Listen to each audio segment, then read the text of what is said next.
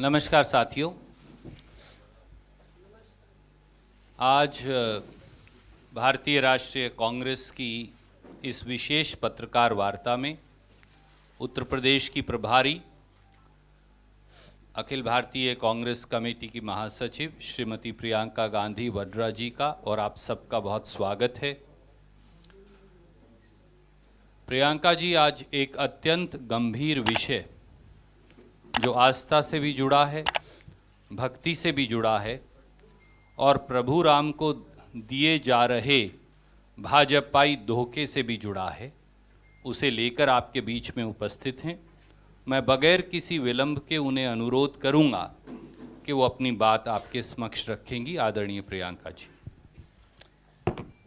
जी, ये राम मंदिर ट्रस्ट द्वारा जो ज़मीनें खरीदी गई हैं इस विषय में है।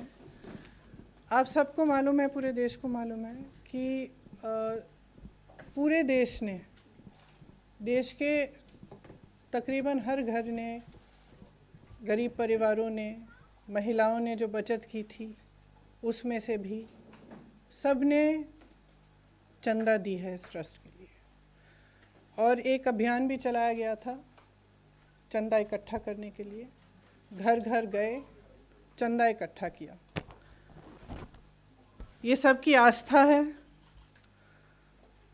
और इस पर आज चोट पहुंचाई जा रही है। जो सुरजेवाला जी आपको फैक्ट्स इसके बाद सुनाएंगे, इससे स्पष्ट है कि तीन चीज़ें हुई हैं। एक, दलितों की ज़मीन जो खरीदी नहीं जा सकती थी वो खरीदी गई है, हड़पी गई है। दूसरा कि कुछ ज़मीनें जो कम दाम की थीं इस तरह से बेची गई कि ट्रस्ट को बहुत ज़्यादा पैसों के लिए बेची गई। इसका मतलब है कि जो चंदा का पैसा है उसके साथ घोटाला किया गया है, भ्रष्टाचार किया गया है। इसमें एक उदाहरण है जिससे ये बहुत स्पष्ट तरह से सामने आती है ये बात। एक ज़मीन थी जो 2017 में 2 करोड़ की किसी ने खरीदी। उन्होंने 2021 में उस ज़मीन के 10,000 वर्ग मीटर बेचे ट्रस्ट को। वो 8 करोड़ के लिए बेची वो ज़मीन। 10,000 वर्ग मीटर 8 करोड़ के लिए बेची। उस ज़मीन का उसी ज़मीन का दूसरा हिस्सा 12,000 वर्ग मीटर 2 करोड़ में किसी एक, नाम लिखा है तिवारी जी, किसी रवि मोहन तिवारी जी को 2 करोड़ में बेची गई। कब बेची? 19 मिनट बाद। ठीक है। तो जो दूसरी 12,000 स्क्वायर मीटर की ज़मीन है वो 2 करोड़ में रवि मोहन तिवारी जी खरीदते हैं। 19 मिनट बाद, इस सेल डीड में, जो रवि मोहन तिवारी जी की सेल डीड है जिसके ज़रिए वो खरीद रहे हैं ये ज़मीन, उसमें अनिल मिश्रा जी जो सरसंघ चालक हैं आरएसएस के और राम मंदिर ट्रस्ट के ट्रस्टी हैं, वो गवाह हैं। और उसमें दूसरे गवाह कौन है? ऋषिकेश उपाध्याय जो अयोध्या के मेयर साहब हैं। तो ये दोनों गवाह हैं। 5 मिनट बाद रवि मोहन तिवारी जी उसी 2 करोड़ की ज़मीन को 18.5 करोड़ में ट्रस्ट को बेच देते हैं। तो अगर ये घोटाला नहीं है, भ्रष्टाचार नहीं है, तो क्या है? अच्छा, गवाह आपके कौन है? आरएसएस के सरसंघ चालक और राम मंदिर के ट्रस्टी साहब। और दूसरे गवाह अयोध्या के मेयर साहब। आज उत्तर प्रदेश सरकार ने कहा है, या कल कहा था, कि जांच वो नियुक्त कर रहे हैं। जांच कौन कर रहा है? जिला अधिकारी के लेवल के अधिकारी कर रहे हैं। मतलब जिला अधिकारी के स्तर पर ये जांच हो रही है। राम मंदिर ट्रस्ट को उच्च न्यायालय के आदेश के आधार पर बनाया गया। तो तो ये जांच भी उच्च न्यायालय द्वारा होनी चाहिए, क्योंकि ज़िला अधिकारी के स्तर का इंसान मेयर को नहीं जांच सकता। ये तो आप सब अच्छी तरह से जानते हैं। क्या हुआ है कि राम मंदिर के आसपास जितनी भी ज़मीनें हैं उस पर लूट लगी हुई है।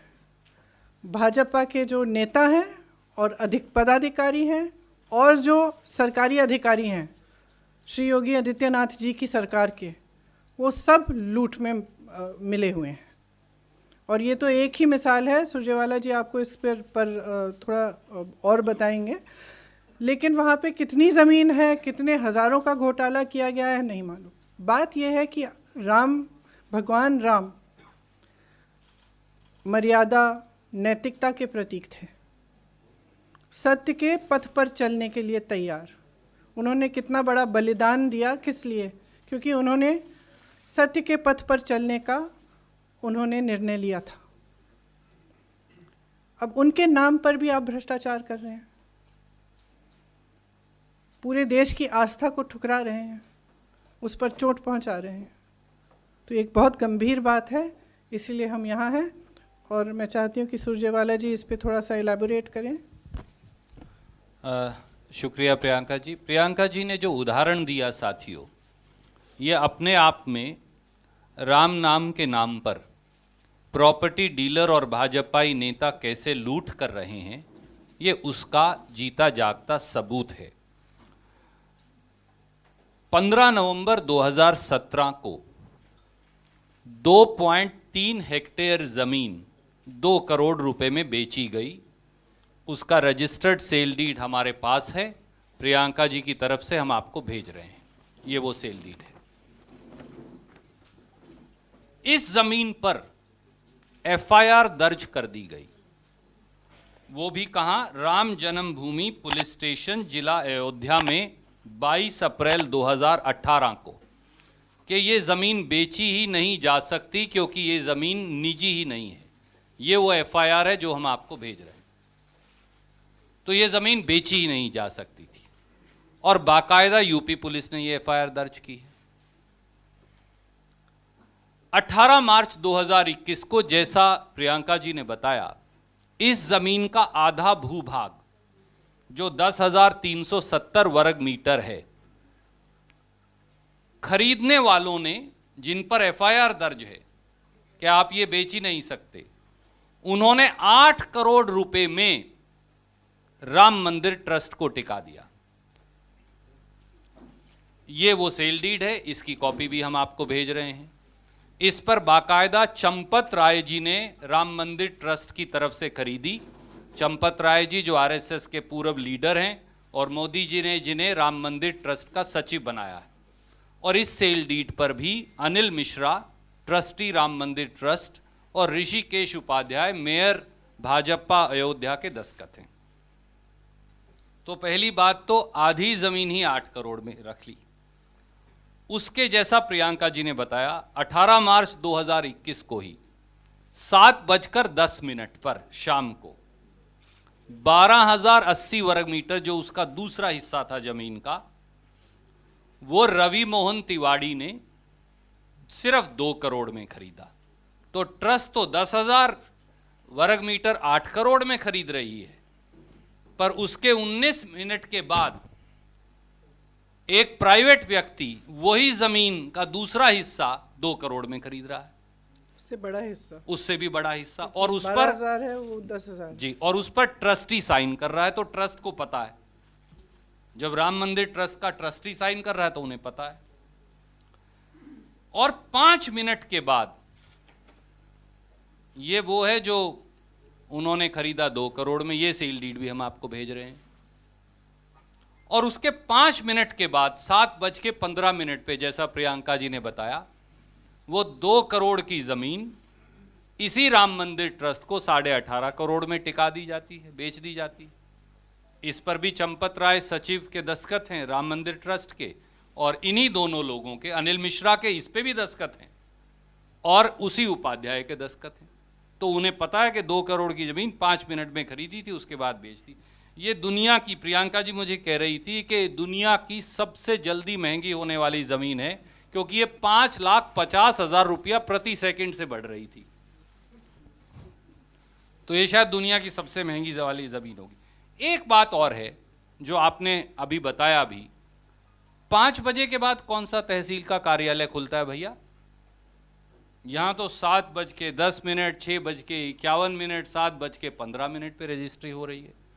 और एक उससे भी कमाल की बात है, जब ये जमीन बेची गई तो जो ट्रस्ट ने स्टैम्प पेपर खरीदा वो तो खरीदा 5:22 पर रवि मोहन तिवाड़ी ने ट्रस्ट ने खरीदा 5:11 पर और रवि मोहन तिवाड़ी ने खरीदा 5:22 पर।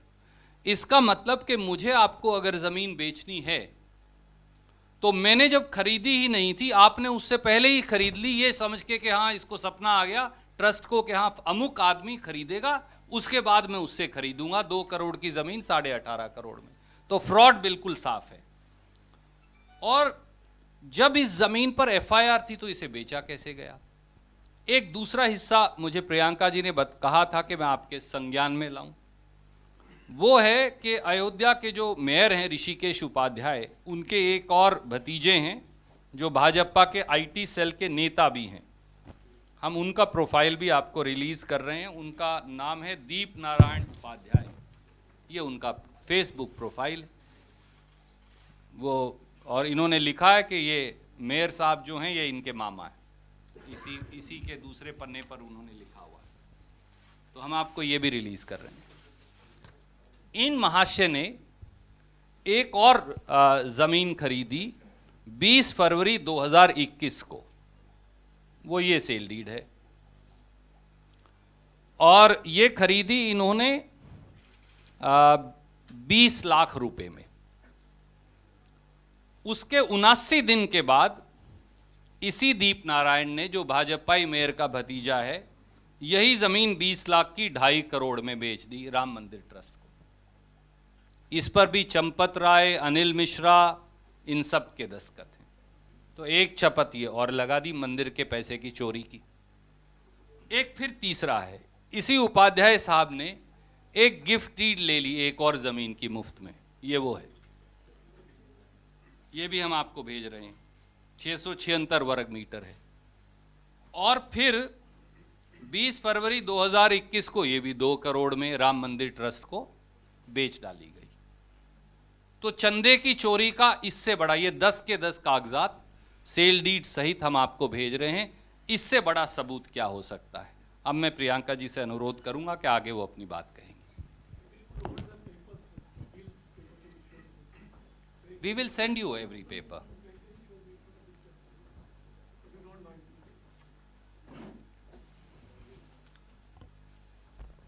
If you want to, ma'am. Sure.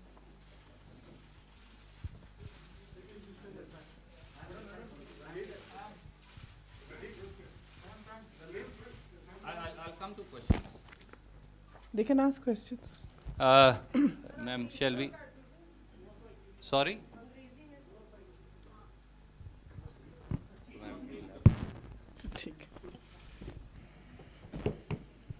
So as Surjewala ji just explained, the money from the Ram Mandir Trust is being basically misused to benefit government officials and members of the BJP and the RSS. There is a clear transaction here where a piece of land which was sold in 2017 to a certain person was then sold by that person in 2 parts. The first part, which was 10,000 square meters, was sold directly to the Ram Mandir Trust for 8 crores. The second part, which was 12,000 square meters, 19 minutes later, so we're talking about the same piece of land, we've sold one piece of it, 10,000 square meters, let's say at 6 o'clock, and 19 minutes later, we are selling the second part of the same land, slightly larger part, 12,000 square meters, to a certain Ravi Mohan Tiwari for 2 crores. So you have a piece of land, half of it is going for 8 crores, the other half is going, slightly more than the other half, is going for 2 crores at the same time, approximately. 5 minutes later, this Mr. Ravi Mohan Tiwari is selling that 2 crore piece of land for 18.5 crores to the trust, which means basically the trust is paying 8 crores plus 18.5 crores for a piece of land, which is probably just a little more than 2 crores. Who are the witnesses on these sale deeds? It's the mayor of Ayodhya and a trustee who has been the Sarsang Chalak of the RSS. I'll just read his name again because his name slips my mind. Anil Mishra and the mayor Sri Rishikesh Upadhyay. These are the witnesses to this sale deed. And it is within 5 minutes that it is sold to the trust from 2 crores to 18.5 crores. That means you've made a profit of 16.5 crores within 5 minutes. Who's making the profit? A BJP person. And this is happening repeatedly in the other transactions. Land from Dalits which is not allowed to be sold has also been bought by the trust and therefore been sold wrongly. Bought by some officers. Or it's bought by some officers, sorry, not by the trust directly. And then sold to the trust? Not yet, ma'am. Okay. So land has been taken from, illegally taken for this purpose by some officers. Basically what is happening is that in the area around the Ram Mandir, people from the BJP, office bearers from the BJP, workers of the BJP and the RSS, trustees, some of the trustees clearly, and some big officials of the BJP are buying and selling land to benefit themselves and actually using the trust money for this purpose. So people have given money for this trust from all over India. I have been to the houses, villages and houses of people in UP where women have told me that even the money, some of the money that they had saved up, out of that they have given to the trust. And it's being obviously blatantly misused and there's wholesale corruption happening. The other thing is that the UP government has apparently announced that it's going to hold an inquiry into this matter. But who is holding the inquiry? An officer of the level of the district magistrate.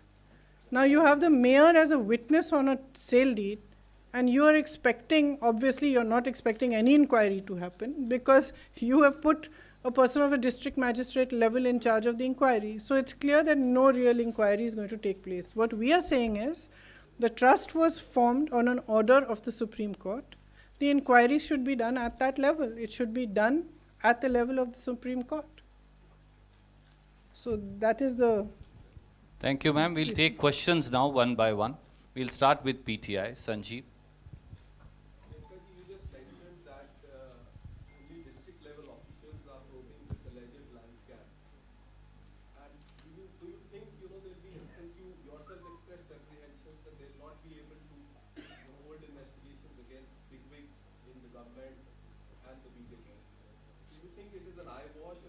It's absolutely,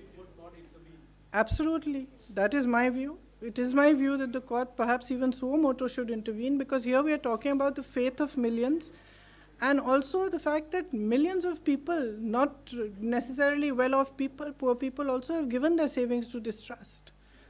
So there is some moral responsibility owed to them. And it's very clear that an officer of that level cannot investigate the mayor of Ayodhya.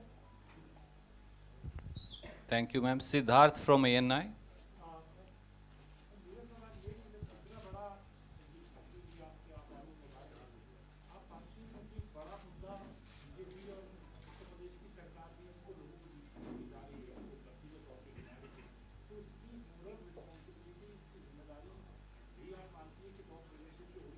पूरी तरह से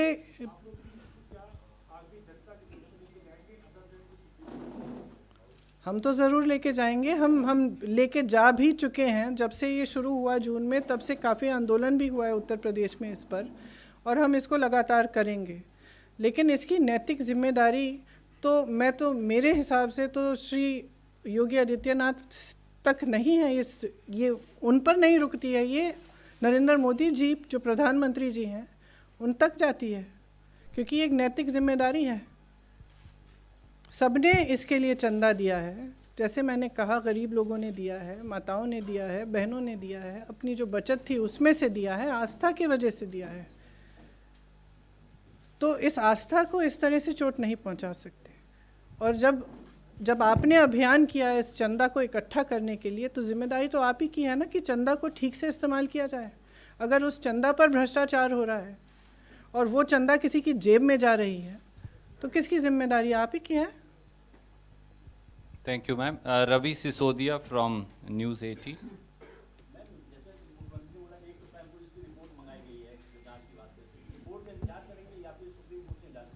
आप बताइए, कोई ज़िला अधिकारी mayor पे जांच कर सकता है? और ये जो ट्रस्टी हैं, ये राम मंदिर ट्रस्ट के ट्रस्टी हैं, इस पर कोई ज़िला अधिकारी की आप यूपी आइए और मुझे कुछ कहने की ज़रूरत नहीं है। कोई किसी भी ज़िला अधिकारी की हिम्मत नहीं है कि वो ऐसे इतने बड़े सरकारी पद पे जो बैठे हैं उन पर जांच की जाए। ठीक है, तो ये ऑब्वियसली ये जांच इसलिए कह रहे हैं क्योंकि कुछ कहना है, इस मामले को निपट लिया और आगे बढ़ें, लेकिन ये एक बहुत बड़ा मामला है। Thank you ma'am. Ashish from ABP.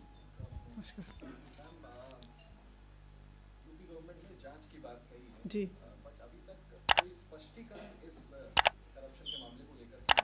जी ना आएगा।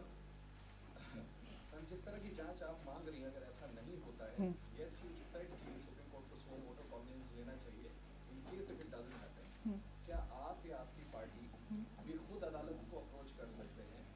और जस्ट एक मुझे अलाउ करें ma'am, it's again your subject.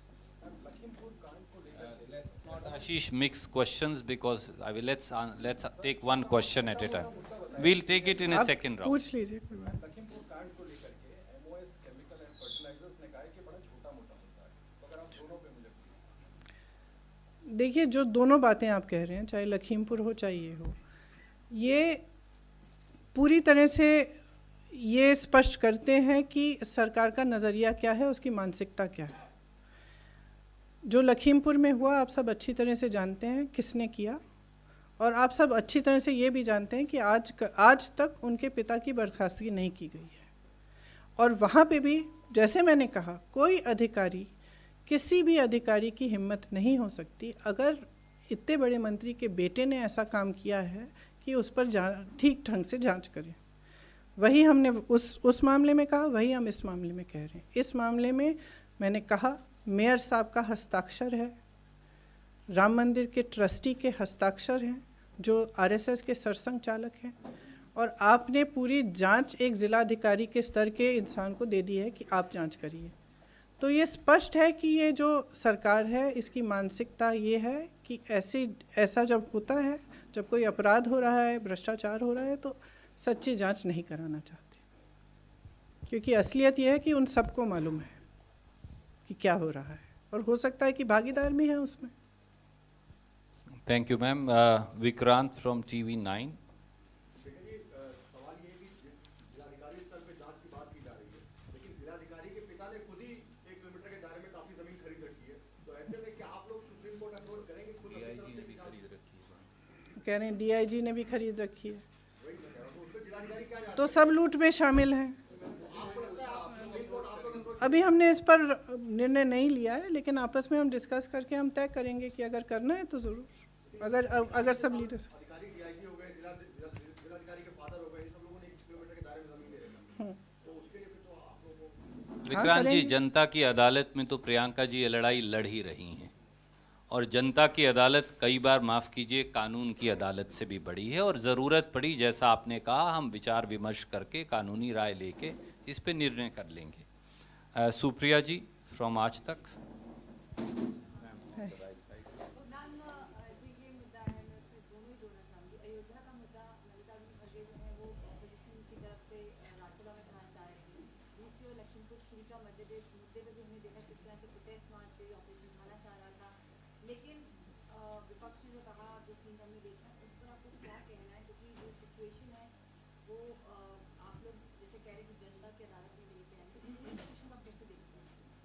Situation ये है कि लोकतंत्र को ख़त्म किया जा रहा है, और ये है कि चाहे भ्रष्टाचार हो, चाहे अत्याचार हो, चाहे हत्याएं हो किसानों की, इन सब बातों पे ना चर्चा हो रही है, ना जांच कभी होगी, क्योंकि सरकार जानती है कि क्या हो रहा है, सरकार उसमें पक्षदार है, सरकार नहीं चाहती कि सच्ची जांच हो, और ये नहीं चाहती कि एक लोकतांत्रिक तरह से इस पर कोई भी चर्चा हो, क्योंकि चर्चा होगी आप सबको अब मजबूर हो जाएंगे दिखाने के लिए। अगर पार्लियामेंट में चर्चा होगी, लोग देखेंगे, जनता समझ जाएगी। Thank you ma'am. News 24 Raman. Rekha ji, इस पूरे खुलासे के बाद आपको क्या लग रहा है कि इसमें किंगपिन कौन है? क्योंकि चंपत राय के बारे में अभी आपने बात अब जांच तो मैं खुद कर नहीं रही हूँ, तो मैं किंगपिन कौन है क्या? चंपत राय के बारे में आपने बात कही, इससे पहले भी कुछ खुलासे हुए थे चंपत राय के बारे में कि उनकी भूमिका है इसमें बिना उनकी सहमति के ऐसा संभव नहीं है। तो चंपत राय कहीं चंपत ना हो जाए उससे पहले, इसके लिए कुछ आप मांग करेंगे? देखिए, बगैर सही जांच के मैं नहीं कह सकती कि कौन किंग पिन है। ये बहुत स्पष्ट है कि इसमें जैसे मेयर साहब के हस्ताक्षर हैं, एक नहीं 2 ट्रांजैक्शन में उनके हस्ताक्षर हैं, ये जो ट्रस्टी हैं मिश्रा जी, इनके भी हस्ताक्षर हैं, तो ज़रूर ये लोग इन्वॉल्व हैं। अब इसके अलावा कौन कौन इन्वॉल्व है, कौन क्या कर रहा है, ये तो जांच ही बता पाएगी, लेकिन हम चाहते हैं कि एक निष्पक्ष जांच हो। Thank you ma'am. NDTV Sunil. Just wanted to ask you, the government is so moto taking, when you made a statement, public statement the other day, there's so moto ordered an inquiry, and I'm not getting into that because I don't want to divert that. But on this very same issue of the Ram Mandir, government has already said that they're going to do an inquiry. Many have asked you whether you're going to go to the Supreme. How can a government inquire about itself? I agree with you. So I'm asking you. If the accusation is against a government, how can they decide that they are going to inquire and decide who is right and who is wrong themselves? That is the whole point I'm making. The point is that these are, sorry I'm interrupting you, but the point is that all these are government officials. Even the statement I made the other day refers to the government. And it's just that in every single case, you cannot just order a small little inquiry at whatever level you feel like and say, we've ordered an inquiry, the matter is over. Especially when you are the person, or not the person rather, that you are the entity that is being accused of something. And that is exactly what I'm saying in Lakhimpur Kheri case as well. I'm saying that here is the son of a minister who has committed a heinous act, and you are ordering an inquiry with the minister still in his seat. And he is no less than the state minister for home. Same thing we are saying here. You cannot order an inquiry at the level of a district magistrate, and the person who has signed the papers is the mayor. It's absolutely ridiculous. So who are you trying to fool? Sunil, I'll come back to you. Vivek Srivastava from Rajasthan Patrika. लगातार उत्तर प्रदेश में देख रहे हैं कि जो भी प्रमुख मुद्दे होते हैं उस पे आप पहुंचती हैं, तो मुख्य विपक्ष सदन में कहलाते हैं जो 2 दल, वो इन मुद्दों पे क्यों चुप होते हैं, और जब आप अप्रोच करते हैं तो पीछे पीछे शुरू हो जाते हैं, इसको क्या कहते हैं? देखिए, अगर आप 2 साल पिछले 2 सालों को देखें तो उत्तर प्रदेश में जितने भी विपक्षी दल हैं, हमारे अलावा किसी ने आंदोलन नहीं किया है, कोई सड़क पे नहीं आया है, कोई किसी ने जनता के मुद्दे नहीं उठाए हैं। अब इसकी वजह क्या है? मेरी तो समझ से बाहर है। मेरी समझ से बाहर है कि मायावती जी इतनी चुप क्यों हैं। मेरी समझ से बाहर है कि अखिलेश जी 2 महीनों पहले क्यों अचानक जाग गए हैं चुनाव के पहले। इससे पहले इतने अपराध हुए, इतना गलत हो रहा है पूरे प्रदेश में, कभी बाहर नहीं निकले, कभी कुछ नहीं कहा। तो लड़ तो हम ही रहे हैं। पिछले 2 सालों से लगातार हम लड़ाई लड़ रहे हैं जनता की, हम उनकी आवाज़ उठा रहे हैं। जहाँ जहाँ अत्याचार हो रहा है, गलत हो रहा है, हम पहुँच रहे हैं, क्योंकि किसी को आवाज़ उठानी पड़ेगी और लड़ना पड़ेगा, और हम अपना कर्तव्य समझते हैं कि हम जनता के लिए लड़ें। उमा शंकर। बीजेपी कह रही है कि कांग्रेस पार्टी राम मंदिर निर्माण में विघ्न डाल रही है। तो मैं कह रही हूँ कि हम उनके लूट में विघ्न डाल रहे हैं, कि जो राम मंदिर के लिए जो जनता ने अपनी पूरी आस्था के साथ जो चंदा इकट्ठी कराई, उसको लूट रहे हैं, और हम उसमें बाधा डालेंगे, उस लूट में बाधा डालेंगे। Thank you, ma'am. I think we'll wind up and we'll carry on another time.